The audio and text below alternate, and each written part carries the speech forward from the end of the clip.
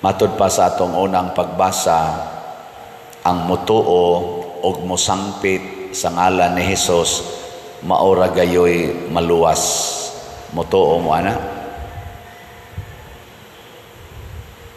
pagkahinay. Giklaro ni San Pablo lagi ang mutuo og mosangpit sa ngalan ni Hesus maura gyud kunoy maluwas. Mutuo mo dili? Lingay mong tupad, ina luwas na ka? Ina ba, luwas na ka?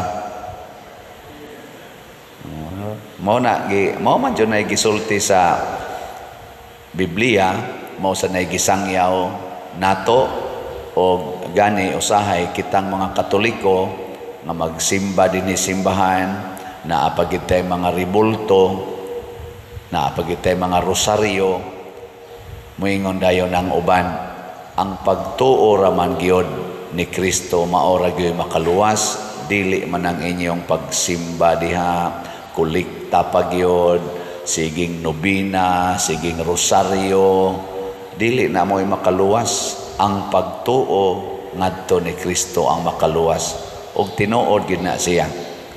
Muna mangundang nata aning atong siging rosaryo.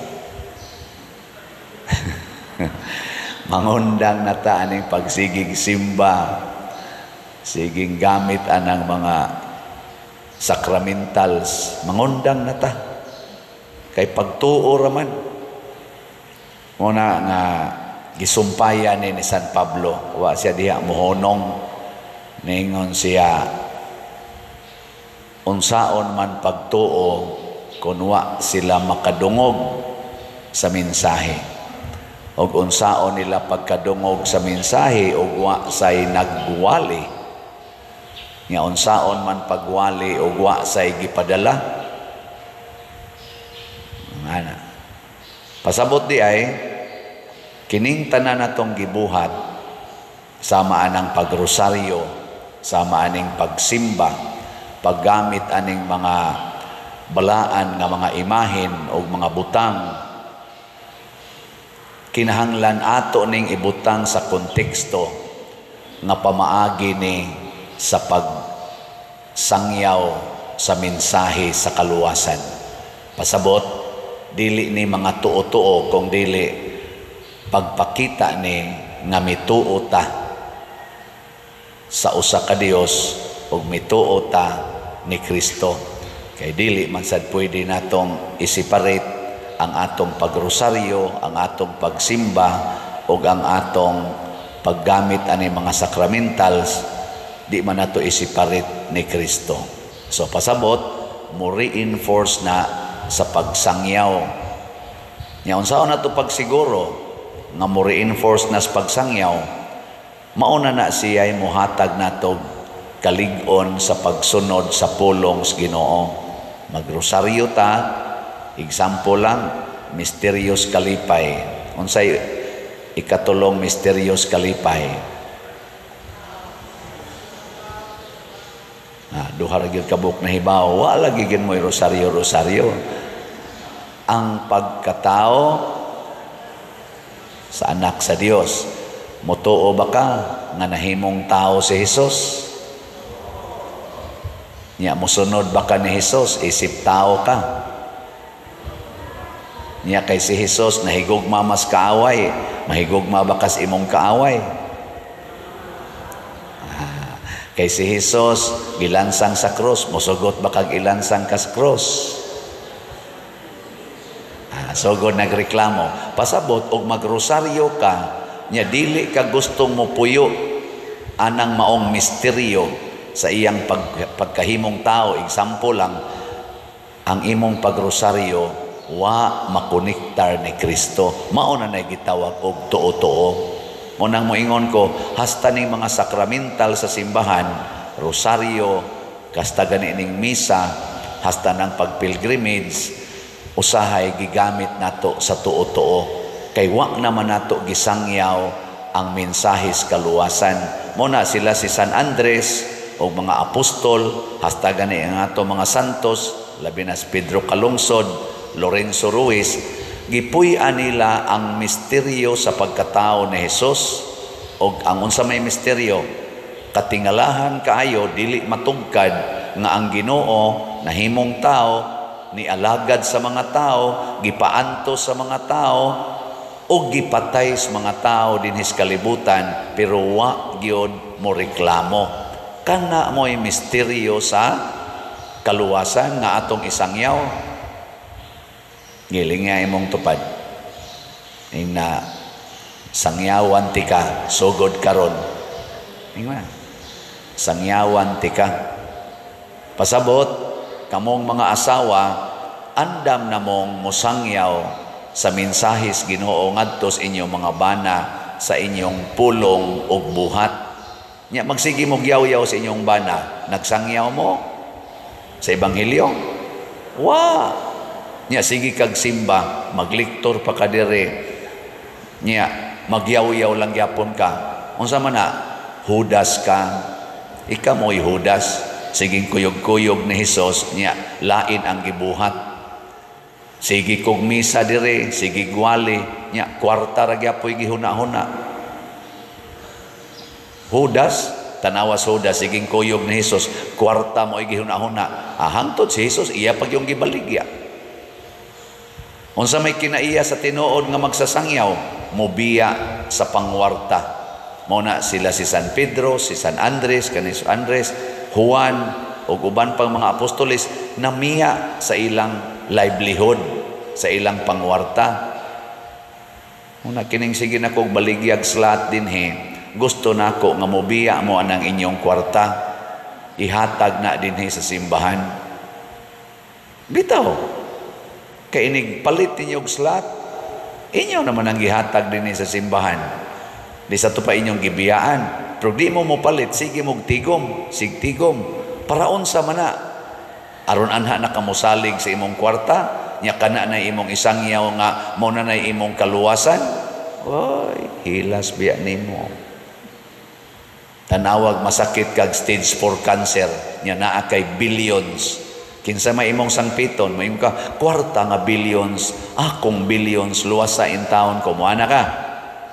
Oh, minsan pag na kay millions, billions diya, mas stage 4 cancer ka, colon cancer, pancreatic cancer, cervical cancer, breast cancer, liver cancer, basta god. Makapang ngapkap kung kag Ginoo. Nya mo na ng panahon na nga muduol din kag pari. La, dool sa pari. Tiwasan sa kas pari. O, ari ka mo dool na ko, tiwasan di ka. Ingno na ko, kanang imong billions, ipalit nag-slot, o niya, dawata, nga hapit na ka mamatay. Dawata. Nya, tuo, nga inighuman imong kamatay, nya imo nang gidonate ang imong kwarta din simbahan.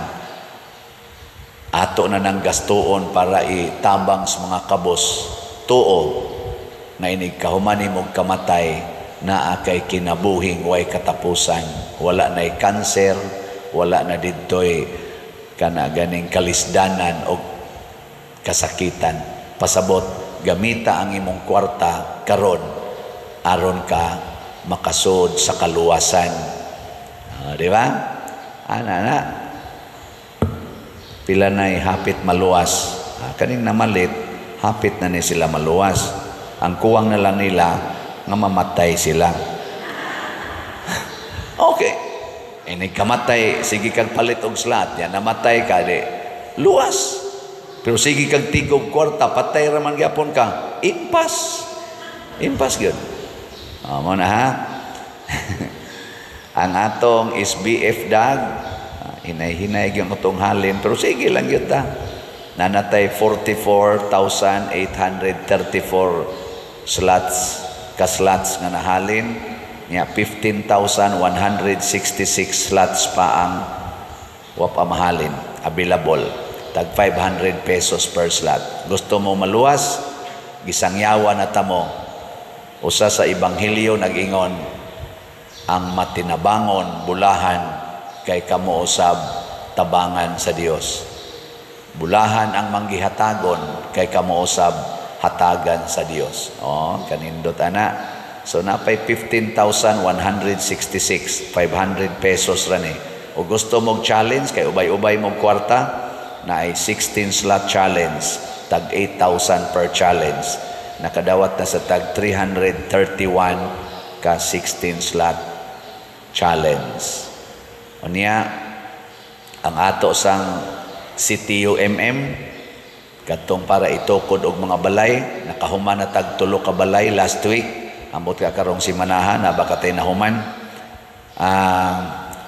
Nakadawat na ta og 58,648 ka slots, na apay 11,352 ka slots nga available, tag 100 pesos ra gid ni. Sunang ka sa imong 100 pesos nga ipalit, insured na kas kaluwasan. Kaya nga naman, ningon si Kristo, wa ko'y balay og imo kong gipasulod sa imong balay. Kining atong tukoron nga mga balay, bisa ginagmay ra na, nakapagsulod ta sa atong mga igsuon nga way balay, nakapasulod ta nila og balay. Nya dili na kalimtan sa Ginoo. So congratulations sa namalit. Nya apay 11,352 ka slots nga available, tag 6 at tag 100 pesos. Nya gusto san mong challenge ani, natay 61 slot challenge, 6,100 per challenge. Nakadawat na sa tag 291 ka 16 slot challenge. Nya nakauyon mo ani wa atong pakpakan ang namalit na tog slot. Salamat kayo. Natay pinaka simple nga paagi aron malangit sa ta, pinaagi sa simbahan. Unsaon man, support lang mo sa atong YouTube channel kaning Padresiano Ubod. Unsaon man, kada adlaw magsige ra gyud mo view, like, share aning atong mga homily dinhi. 209,000 naman tingin atong subscribers nya. Subscribe nya, inyo pag yung imbitaron ang inyong mga kaila. Unsa may mahitabo, pasalamat ta sa YouTube nga maay silang muhatag og share nato sa ilang income. Maka-income ta. Nya kining atong income ipanghatag ta ni adtong way gikaon. Nadadagan kayo para ospital, para lungon, usahay para sa mga estudyante. Unsa may impact ana, makahatag sad mo og pagkaon sa gigutom, makainom ang giuhaw, makapalit og tambal ang way ikapalit og tambal. Unsa man ni siya, matud pa ni Kristo, I was hungry, you feed me. I was thirsty, you give me drink. I was sick and you care for me. Aparte daghana di mangayo nato. Nya pinaagi ang inyong pagsigig like, view, share aning atong YouTube. Wa ra gid na kay naamoy unlimited diha nga wifi. Sige ra mo tan-aw. Nya makashare na nato inadlaw-adlaw. Nya matigom mudako-dako adtong month of September nadawat nato 193,000 kapin. Nya karong October nakadawat sa tag 190,000 kapin. Sa atong pagpakan, salamat kayo. Kwarta ang atong gihisgutan dinhi, pero mao na ni ang kaluwasan. Kanabang kamautang mo gamit og kwarta nga makaluwas. Dili nang mo gamit tag kwarta aron mag-away sama aning gibuhat karon sa pipila nato ka mga leader sa kalibutan, labi na gid dinhi sa Pilipinas, atong mga politicians nga naadik sa kwarta, gahom og dungog na nag-away sila karon. Kanang mga nakahatag og kagubot sa atong nasod karon, political chaos sa atong nasod, tungod lang sa ilang kahakog sa kwarta o kanang dungog og posisyon, padong na nas imperno. Lagi. Ilingay mong tupad. Namubutar pa ka na nila. Mubutar pa ka. Kaklaro ana, mga palaaway, mga tikasan, mga kusog kaayong mo, kurakot. Kita naman na, lantaran naman na karon. Mura naman kunog naghemorrhage ang atong panudlanan gani. Sana alang na sa atong masubay-subay sa social media. Ako kung ikwinta-kwinta ka ng ilang mga accusations nga wapar bagina nila tagaig tukmang pagtagad sa karon lang ng panahon na ba wa na lang to'y labot ni atong niagi pang mga katuigan nga gasugamak na taanang maapil kita top 10 sa mga kurakot nga nasod sa tibuok kalibutan. Mag-average og at least 1 billion kada adlaw ang mga kwarta nga gi-accuse nga nawa sa atong panudlanan nga way gasubay anak karon. Sa ako lang ubos na panguan ba mag-average og at least 1 billion kada adlaw. Adi mo motoo paminawa na di naam na tanan sa social media. Di ta maingon tinuod niya pero mura sag tinuod oy kay perti namang lisuras katong kahimtang. Murag tinuod ba? Hinaoton ta subayo ni siya.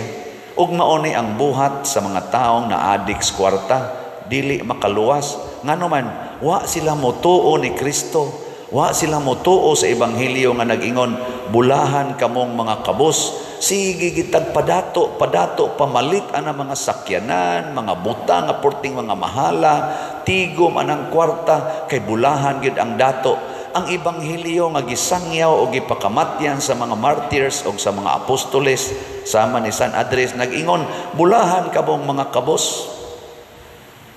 Nay nangutanan ako, Pader, pila na lagi nadawat nimong kwarta sa imong pagkapari?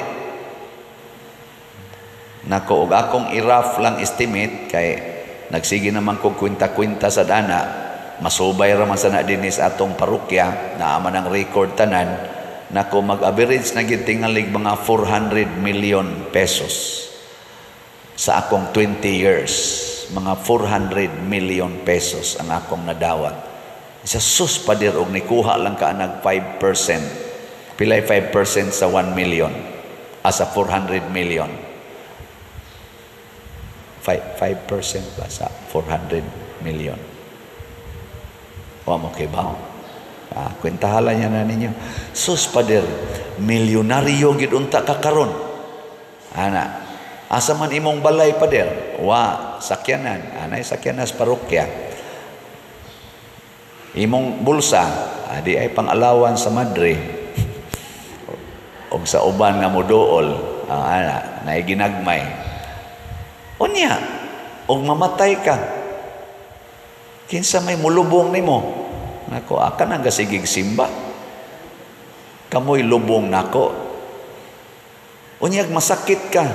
Kinahanglan na kag maintenance. Asa man kag igasto. Akan ang gasigig simba nako. Ikaw unyag di na mo tabang. Patay.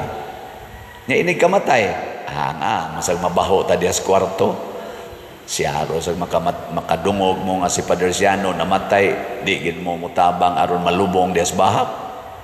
Bahala kadto nako sa ika 8 story na may 7 story diha. Butang ko sa 8 story. Okay ra gid na. Or inyo lang kung ikaw diha maghimo naman tag kolumbarium diha. Himo lang kung groundbreaking no adto sa sentro ba. Ana diha kay project man gid sa wa man gid taon kasugod ning parian namatay naman eh. Lungagi lang na dihag dako-dako, isug ko dito, postalag banig. Haron anha diha tukuron ang kolumbari puhon. Oh, di ba? Nice kayo. No? Yeah, butangi lang kog image dito sa babaw. Mura kog si San Vicente, mag-atbang me, no? On this side, ang namaligyag slat, namatay. Oh, di ba? Nindot, ana. Way bali para nako kanang kwarta dinhi ihatag gid na sa atong panginahanglan. Mao na nakita ninyo nga makapalambo gid ining mahigugma tas kakabos. Basta ang atong paghigugmas kakabos nahasubay sa ebanghelyo. Isangyaw ni nako ninyo aron ta magmalinaon kay ang mga taong nahigugmas kadato mo'y hinungdan nga naggubo ta karon, mo'y hinungdan nga nahlugmok ning atong nasod, mo'y hinungdan nganong ang atong mga calamities grabe kayo og epekto, negative effects nato kay ang mga dato nga mga hangul og kwarta nga wa mo tuo sa ebanghelyo maoy naghatag og kadautan dili kaluwasan. Last na lang kining lingi sa imong tupad ing na sugod karon ikaw na sunod nako di ka mo sunod adto ka sa impyerno na sugod karon di nagyud ko magdato